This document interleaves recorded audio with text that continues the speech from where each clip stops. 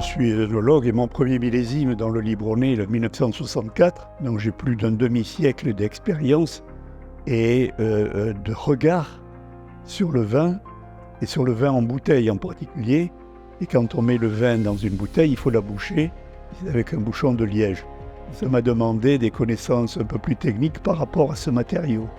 Également, c'est un matériau qui est la fin de vie du vin avant sa mise en bouteille.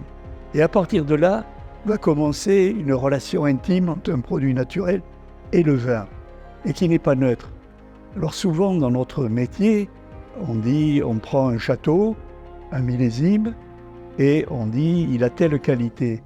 Mais quand on a l'occasion de faire des dégustations de ce même château dans le même millésime et de plusieurs bouteilles, l'influence du bouchon qui n'est pas neutre. Et on dit toujours, c'est pas un bon millésime ou un bon château, c'est une bonne bouteille de ce millésime et de ce château. C'est une référence au bouchon finalement à travers ce propos.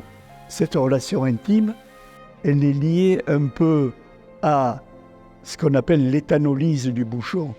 Dans le vin, il y a de l'alcool, c'est d'autant plus vrai actuellement avec le changement climatique. Et l'alcool est un grand solvant des polyphénols, des tanins. Et il y a des strates de croissance dans le bouchon avec des parties ligneuses, et c'est cette partie ligneuse qui participe au vieillissement du vin.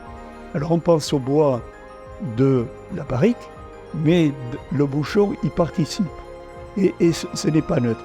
Il y a des bouchons qui anoblissent davantage le vin que d'autres. Donc c'est un élément très important à ce point de vue-là.